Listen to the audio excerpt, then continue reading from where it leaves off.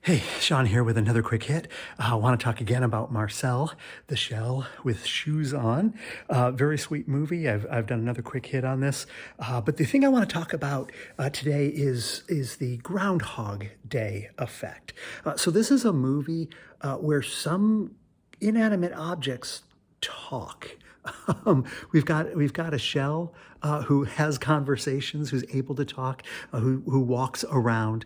There are other shells, there are other objects that kind of seem to walk around, and there are objects that don't have this kind of animation to them, that are not like little people in non-little people bodies. So the question becomes, well, how in the world did Marcel learn language? How did Marcel get to talk? What happened that animated, that turned this shell into a blah, blah, blah, blah, blah? And I'm saying blah, blah, blah, blah, blah, because there's a lot of people out there when you have something that has some mystic element to it, or some kind of supernatural or unnatural element to it, they say, well, how? We have to explain how. We have to do a whole big backstory of how this happened.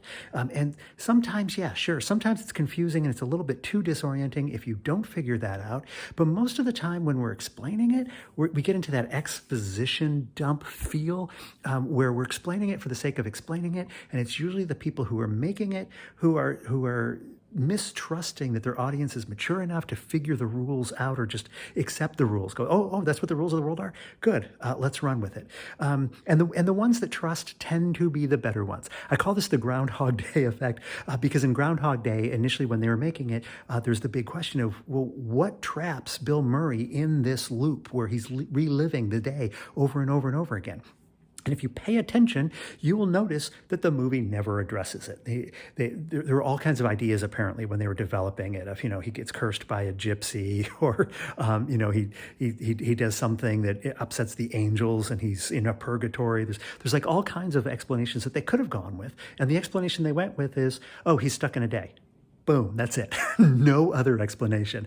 We don't need to know what makes Marcel different from any other, from the animate objects that stay inanimate in this film. We just need to know that Marcel wears shoes and talks and has a marvelous personality, and good enough for us.